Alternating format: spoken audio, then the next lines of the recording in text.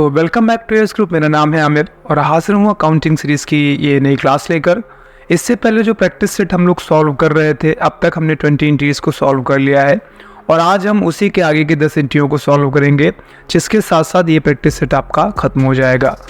अगर आपने पहली क्लासेस देखी होंगी तो मैंने आपको दिखा चुका हूँ कि ये हमारा प्रैक्टिस सेट है, जिसमें हमारे पास जो आइटम्स हैं वो फ्रिज है, रेफ्रिजरेटर है, LED है और AC है।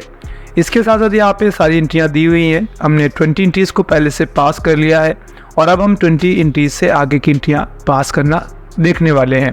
तो यहाँ पर जो सबसे लास्ट एंट्री हमने पास की थी वो ये रही, जिसमें हमने दिखाया था कि फर्म को बैंक इंटरेस्ट रिसीव हुआ था 15,000 रुपये, 5,000 रुपये HDFC बैंक से और 10,000 रुपये SBI बैंक से।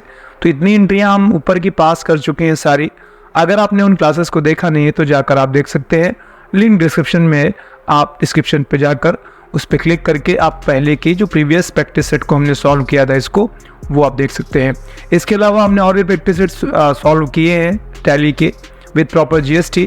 अगर आप उनको भी रिकॉल करना चाहते हैं, आप उनको डाउनलोड करना चाहते हैं तो सारा कुछ डिस्क्रिप्शन में जाइए या फिर आप प्लेलिस्ट फॉलो कर सकते हैं। चलिए अब यहाँ पर हम आते हैं अपने मेन टॉपिक पे। तो हमें जो देखना है हम वो देखेंगे। हमें क्या करना है, हमें 20 के आगे की एंट्रीज़ को यहाँ पे पास करना है। तो सबसे पहले जो हमने लास्ट एंट्री पास की थी वो ये रही थी। अब अगर आप 21वीं एंट्री देखेंगे तो लिखा हुआ है फर्म ने चैरिटी पे की है महर्षि वेद व्यास चैरिटेबल ट्रस्ट को 1 लाख रुपए एज चैरिटी SBI चेक। अब ये कैसे बनाएंगे आप? तो सिंपल सा है, आसान है। पेमेंट पे चले जाइए और आप एक बना लीजिए चैरिटी। सॉरी, यहाँ पे चैरिटी हमें बनानी पड़ेगी, बनी नहीं तो मैं यहाँ से Alt+C करूँगा एंड देन चैरिटी बनाऊँगा। अगर आप चाहें तो रिमार्क्स में, अगर आपका फिक्स रहता है सिर्फ आप इन्हीं को चैरिटी करते हैं, तो यहाँ से महर्षि वेद व्यास चैरिटेबल ट्रस्ट, ये आप यहाँ से डाल सकते हैं। नहीं डालेंगे तो कोई इशू नहीं है, वैसे भी आपको ये रिफंड नहीं मिलने वाला है। यहाँ से हम ले लेंगे इनडायरेक्ट एक्सपेंसेस, इंटर कर देंगे और कंट्रोल ए कर देंगे। इसके बाद आपको 1 लाख रुपए पे करना था, यहाँ पे 1 लाख कर दीजिए। और पेमेंट जो हमारा होना है वो SBI के थ्रू होना है, तो हमने यहाँ से SBI सेलेक्ट कर लिया और कंट्रोल ए कर दिया। तो 21वीं एंट्री हमारी हो गई है। अब हम 22वीं एंट्री की बात करेंगे। तो 22वीं एंट्री में क्या है, फर्म ने रिसीव किया है बिल्डिंग रेंट 50,000 रुपये, ट्रांसपोर्ट चार्ज रिसीव किया है 30,000 रुपये और वेजेस पे किया है, यानी 2 चीज़ें रिसीव करी हैं और तीसरा पे किया है। तो जो रिसीव किया है टोटल मिलाकर वो हो गया 80,000 रुपये और जो पे किया है टोटल मिलाकर वो हो गया आपका 50,000 रुपये। ठीक है, तो ये ओवरऑल अगर आप मिलाकर देखेंगे तो रिसीव ज़्यादा है, पेमेंट कम है, तो ये आपकी एंट्री रिसिप्ट में चली जाएगी। ठीक है, 22 नंबर। तो चलिए देख लेते हैं इसको हम बनाएंगे। तो बनाएंगे कैसे, यहाँ से मैं चला जाता हूँ रिसिप्ट वाउचर पे और यहाँ से मैं सबसे पहले मुझे क्या क्या रिसीव करना है मैं एक बार दोबारा देख लेता हूँ। फर्म को रिसीव बिल्डिंग रेंट, तो यहाँ से बिल्डिंग रेंट रिसीव्ड अगर हमने बनाया हुआ है तो ठीक है। यहाँ पे बिल्डिंग रेंट दिख रहा है, रिसीव्ड नहीं है, तो मैं यहाँ से बिल्डिंग रेंट रिसीव्ड, ये आपके इनडायरेक्ट इनकम हो जाएगा। सॉरी, इनडायरेक्ट इनकम, कंट्रोल ए। ये मिल रहा था 50,000 रुपये, तो आपने 50 डाल दिया।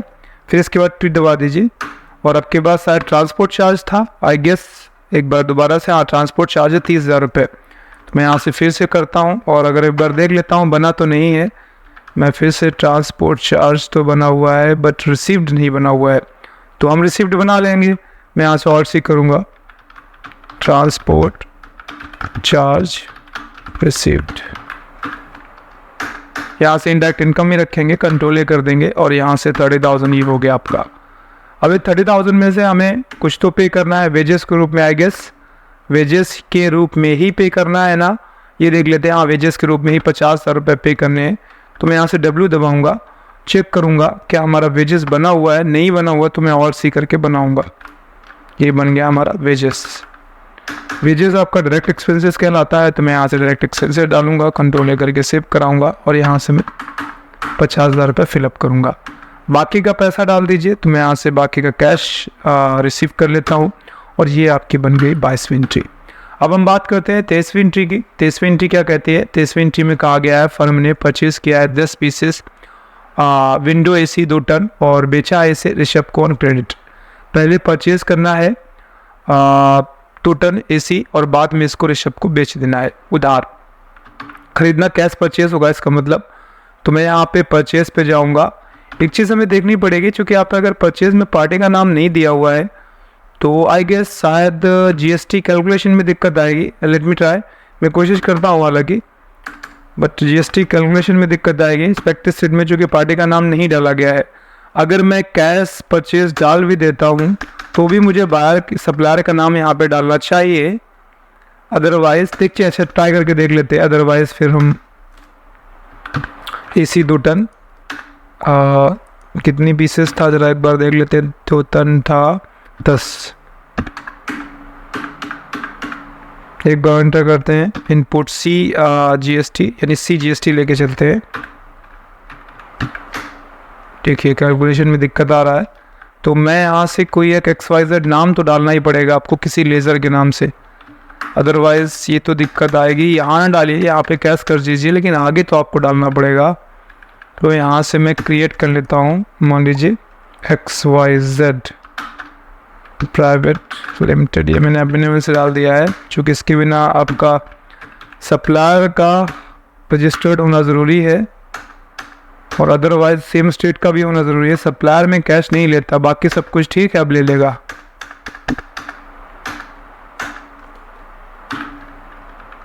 ये लीजिए कंट्रोल सेव, और यही बाद में आपको सेल कर देना है ऋषभ को उधार। तो यहाँ से आप ले लीजिए ऋषभ, कंट्रोल ले करके आगे बढ़ जाइए, फिर कंट्रोल ले कर दीजिए, सेल कर दीजिए। और यही विंडो ही थी, 10 पूरी बेचनी है आपको, और ये आपका आ जाएगा। एंटर कर दीजिए एक बार और CGST, एंटर कर दीजिए SGST, एंटर कर दीजिए कंट्रोल E। तो इस तरीके से अभी फ़िलहाल मैं ई-वे बिल रहने देता हूँ। तो ये हो गई हमारी 23 एंट्रियाँ। अब है फर्म ने रिसीव किया है सारा का सारा पैसा ऋषभ से बाय SBI चेक और पे कर दिया है क्रेडिटर को जो जो देना था। तो पहले हमें ऋषभ से जो पैसा लेना है वो ले लेते हैं और इसके बाद फिर हम उसका पेमेंट करते हैं। तो ऋषभ से पहले लेने के लिए आपको जाना पड़ेगा रिसिप्ट पे, और यहाँ से हम ऋषभ डालेंगे, ऋषभ। अब ऋषभ से हमें लेना है 4,32,853 रुपये 50 पैसे। तो मैं ले लेता हूँ 4,32,853 रुपये 50 पैसे। आगे इस रेफरेंस पे जाइए और जिसका जिसका जो जो पेंडिंग हो सेलेक्ट करते जाइए और लेते जाइए, पैसे ले लीजिए। यहाँ पे ये आ गए आपके, ठीक है। अब आपको जो ये पैसा मिल रहा है किस रूप में मिल रहा है, मान लेता हूँ मैं यहाँ पे कैश के रूप में ले लेता हूँ, और इसके बाद फिर मैं जिस पार्टी को जितना देना है वो मैं दे सकता हूँ यहाँ से, ठीक है। या फिर मैं मान लीजिए देना चाहूँ तो मैं यहाँ पे डाल भी सकता हूँ। किसको हमें देना है ये देखना पड़ेगा हमें। तो पहले करता हूँ मैं कैश के रूप में पैसा ले लेता हूँ, ठीक है, और अगली बार मैं पेमेंट कर दूंगा जिसका भी मुझे पेमेंट करना रहेगा। तो मैं यहाँ सब जाऊँगा Alt G करके, और मैं देखता हूँ बिल्स पेबल किसको किसको हमें देना है। रघुवीर कूलिंग पॉइंट का बचा है देने के लिए बस, बाकी और हमें किसी को नहीं देना। कितना देना बचा हुआ है तो देख लीजिए। आपने पेमेंट 2 बार करा हुआ है, एक बार 10 लाख का, एक बार 8 लाख 2,000 करके कुछ, टोटल 19 लाख का आपने माल खरीदा था। तो आपको ज़्यादा देना नहीं है कुछ। पेंडिंग आपका 1,03,223 रुपये 60 पैसे है। तो इतना आप पेमेंट कर देंगे, आपका पेमेंट हो जाएगा फुल ऑन। पेबल में इतना ही आ रहा है आपका। तो हम यहाँ से पेमेंट पे जाएंगे और यहाँ से मैं डालूंगा रघुवीर कूलिंग पॉइंट, और 1,03,223 आई गेस। थोड़ा बहुत एक बार दोबारा चेक कर लेते हैं क्योंकि यहाँ पे शो नहीं कर रहा है। मैं Alt G पे जाऊँगा और बिल्स पेबल चेक करूँगा। रघुवीर 1,03,223 रुपये, ठीक है। चलिए आप पे कर देते हैं। यहाँ पे तो मैं डालता हूँ रघुवीर 1,03,223 रुपये। आगे रेफरेंस पे आइए और फिर से सेलेक्ट करते जाइए, जिसका जो भी पेंडिंग होगा वो आपका आ जाएगा। और यहाँ से पेमेंट आपको कैश के रूप में करना है तो कैश के रूप में कर दीजिए। जी लीजिए, सेव हो गया। अब दोबारा से एक बार Alt G करके देख लेता हूँ। बिल्स 60 पैसे बचा हुआ है, that's not a big deal, 60 पैसे छोड़ देते हैं। अभी फ़िलहाल हम आगे देख लेते हैं अगली एंट्री क्या कहती है। अगली एंट्री में हम बात करेंगे तो यहाँ पे ये हो गया आपका फर्म ने सोल्ड किया है सारा remaining AC stock, split stock to Summer Cooling World and amount received by SBI cheque. जो भी एसी का स्टॉक बचा है बोथ स्प्लिट या विंडो, उसको हमें भेजना है किसको, समर कूल वर्ल्ड को। चलिए तो देख लेते हैं भाई कितना बचा हुआ है। सबसे पहले मैं सेल करने के लिए जाऊंगा सेल्स पे, और मुझे बेचना है तो पैसा चूंकि एसबीआई चेक के रूप में मिल रहा है एसबीआई, ठीक है, तो मैं यहाँ से एसबीआई डाल लूँगा। आगे आऊँगा तो मैं यहाँ से समरी बनाऊँगा, अगर बना हुआ है तो, नहीं तो बनाना पड़ेगा। ऑल्ट सी, क्या नाम था एक बार दोबारा से देख लेते हैं, समर कूल वर्ल्ड।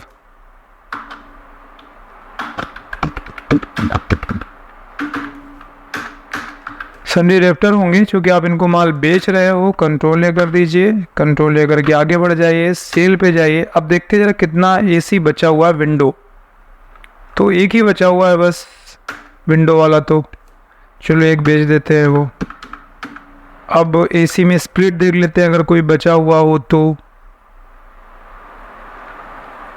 1 टन तो मैंने लगा दिया सेल के लिए, और बाकी कुछ नहीं बचा हुआ है फ़िलहाल, ठीक है, बाकी कोई आइटम में बचा हुआ नहीं है। तो बस अब यहाँ से स्किप कर दीजिए और एंटर कर दीजिए। एक बार आई दबा दीजिए, सॉरी हाँ, इनपुट जीएसटी आएगा तो यहाँ से मैं CGST और SGST वो डालूँगा, कंट्रोल ले करके सेव करा दूँगा। तो ये हो गई आपकी अगली एंट्री।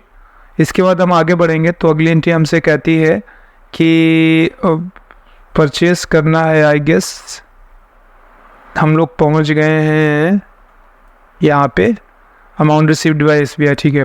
आगे है फर्म ने पे किया 20 लाख रुपए आईडीबीआई बैंक को और 50,000 रुपये डिपॉजिट किए हैं बैंक इंटरेस्ट आईडीबीआई बैंक को ही। तो ये टोटल मिला के जो पेमेंट आईडीबीआई बैंक को करना है, हमें टोटल करना है 20 लाख है और 50,000 अलग से, ठीक है। चलिए तो हम यहाँ से जाते हैं पेमेंट पे, आईडीबीआई बैंक लोन था इसका, ठीक है।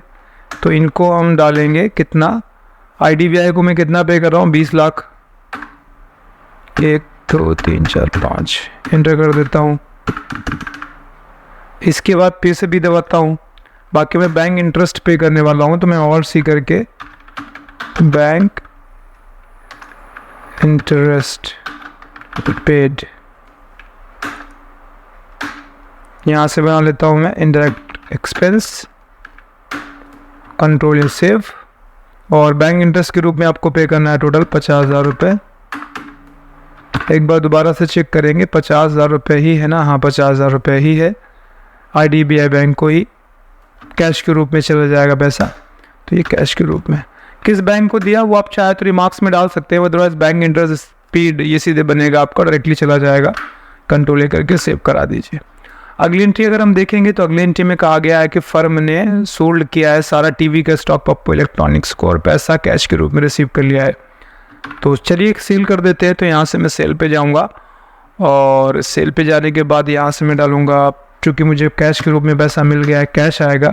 आगे बढ़ूँगा, आगे मुझे पप्पू इलेक्ट्रॉनिक्स डालना है, अगर नहीं दिख रहा है तो और सी करके बना लीजिए।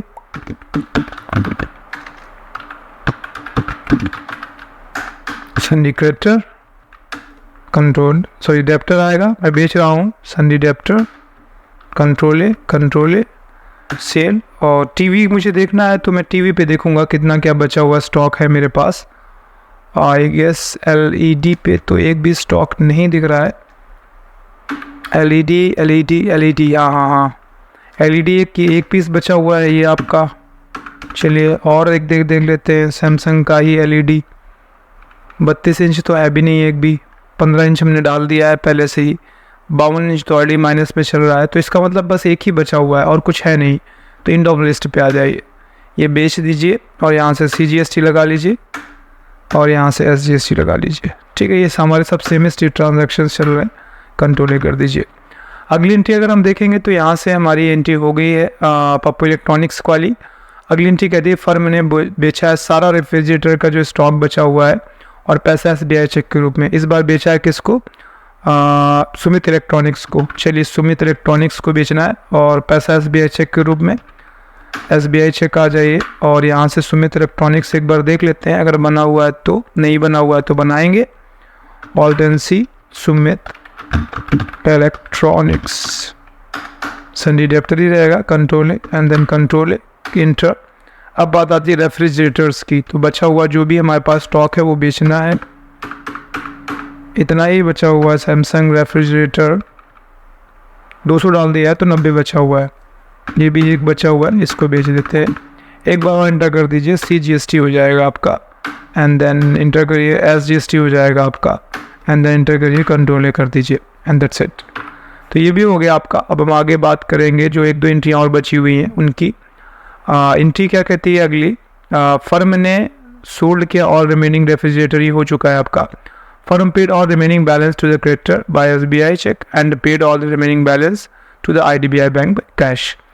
किसी क्रेडिटर को पैसा देना है तो वो दे लेते हैं भाई, देख लेते हैं पहले किसी क्रेडिटर को देना तो नहीं है, तो कई तरीकों में से एक है, बैलेंस शीट में जाके देख लीजिए लायबिलिटी में टोटल करंट लायबिलिटी कितनी है। तो मैं अगर देखूंगा तो सिर्फ IDBI बैंक को छोड़ के मेरे ऊपर कोई लायबिलिटी किसी की नहीं है, क्रेडिटर्स को कुछ नहीं पे करना, तो जो लायबिलिटी है IDBI बैंक की वो हम पे कर देते हैं बस। तो हम उसके लिए पेमेंट वाउचर पे जाएंगे, मैं यहाँ से F5 दबाऊंगा और IDBI बैंक लोन में सेलेक्ट करूँगा, 10 लाख पेंडिंग है, एंटर प्रेस करूँगा, कंट्रोल लेकर के आगे बढ़ूँगा। पेमेंट कैश के रूप में करना है ना शायद IDBI बैंक का, हाँ कैश के रूप में ही है, कैश डालूंगा और कंट्रोल लेकर के सेव करा दूंगा। अब अगर हम बैलेंस शीट में देखेंगे भी तो बैलेंस शीट में आप देख सकते हैं हमारे ऊपर लोन नहीं है किसी का भी, कैपिटल को छोड़ के देखा जाए तो। बाकी सब करंट लायबिलिटीज़ में अगर कुछ और है तो वो टैक्सेस है, और इसके साथ साथ रघुवीर का कुछ पैसा है शायद, उसमें हमने अगेंस्ट रेफरेंस में कोई गड़बड़ किया होगा अगर, ठीक है। एक बार मैं फिर भी बाहर से जाके चेक करूँगा, मैं ऑल्ट एंड G करूँगा और यहाँ से मैं बिल्स पेबल चेक करूँगा, तो रघुवीर कूलिंग पॉइंट का ही है, यानी पेबल सारे क्लियर है, तो मुझे अभी फ़िलहाल किसी को पे नहीं करना। चलिए आगे देख लेते हैं। और ये लास्ट एंट्री है आपकी, बता रहा है फर्म ने परचेज़ किया है लैंड 25 लाख रुपए का 20% कैश डिस्काउंट पे, और कार परचेज़ की है 10 लाख रुपए के 10% ट्रेड डिस्काउंट पे। दोनों चीज़ें खरीदी गई हैं, एक पे कैश डिस्काउंट है, दूसरे पे ट्रेड डिस्काउंट है। कुल मिलाकर ओवरऑल अगर आप देखेंगे तो पेमेंट ही होगा। सबसे पहले हम बात कर लेते हैं लैंड की, 25 लाख की है, तो मैं यहाँ पे लैंड डालूंगा, नहीं बनी हुई है तो और सी करके बनाऊंगा, लैंड फिक्स एसेट्स आ जाएगा, कंट्रोल ले, 25 लाख है। ध्यान रखिए जो कैश डिस्काउंट होता है वो बिल में शो किया जाता है, तो यहाँ पे मुझे 25 लाख डालना पड़ेगा, ऑलराइट। हाँ, जब पैसा रिसीव करेंगे तो उस पैसे में से हम क्या करेंगे, हम इतना एडजस्ट करवा लेंगे, बाकी का हम पैसा ले लेंगे। जैसे जब मैं 25 लाख लेने वाला था तो मैं 2 पे डालूंगा, यहाँ पे इंटर कर दिया और यहीं पे मैं ऑल्ट एंड C करूँगा। अगर मैंने डिस्काउंट बनाया हुआ था एक बार चेक कर लेता हूँ, डिस्काउंट गिवन बनाया हुआ है, ठीक है। 25 लाख पे 20% आपको डिस्काउंट देना है, तो 25 लाख का 10% हो गया 2.5 लाख और 20% हो गया 5 लाख रुपए, तो मैं 5 लाख रुपए को ऑफ दूंगा, एंटर कर दूंगा। इसके बाद फिर जो मुझे ख़रीदना था वो मैं ख़रीद लेता हूँ दोबारा से। क्या ख़रीदना था मुझे, 10 लाख की कार 10% डिस्काउंट, तो ये तो सीधे नहीं 9 लाख की हो जाएगी, 10% पहले से ही कर जाएगा, ट्रेड डिस्काउंट में शो नहीं करते। तो मैं यहाँ से कार के लिए बनाऊंगा, अगर यहाँ पे दिख नहीं रहा है तो मैं कार, और कार का फिक्स एसेट्स है, सीधे 9 लाख रुपए डालूंगा मैं, इंटर प्रेस करूँगा, इंटर प्रेस करूँगा। बाकी जो भी कैश है वो कैश में एडजस्ट करा देते हैं। तो ये 29 लाख रुपए का कैश देना पड़ेगा आपको। 25 का माल था पहला आपका लैंड, उसमें से 5 लाख डिस्काउंट कर गया, 20 वो बचा, और 9 लाख रुपए की आपकी ये कार है, तो टोटल मिलाकर आपका ओवरऑल 29 लाख रुपीज़ बनेगा। कंट्रोल करके सेव करा दीजिए। तो अब अगर आप बैलेंस शीट देखना चाहें ओवरऑल, जब आप एंट्रीज को पास कर लेंगे तो बैलेंस शीट कुछ इस तरीके से आपके साथ आएगी। होप सो आपको ये असाइनमेंट पसंद आया होगा। मैं आपके साथ और भी ऐसे कई सारे असाइनमेंट शेयर करने वाला हूँ, ताकि अगर आप अकाउंटिंग पढ़ते भी हैं कहीं से भी, लेकिन जब तक आप उसकी प्रैक्टिस नहीं करेंगे तब तक आप उन चीज़ों में स्किल नहीं बनेंगे, और स्किल बनाने के लिए मैं आपके साथ ये सब चीज़ें शेयर करता रहूँगा। तो उम्मीद करता हूँ आपको ये वीडियो पसंद आया होगा। वीडियो पसंद आया है तो वीडियो लाइक, चैनल को सब्सक्राइब कर लीजिएगा, बेल आइकन पे हिट करिए। जल्द मिलते हैं, अपना ख्याल रखिए, bye bye and take care.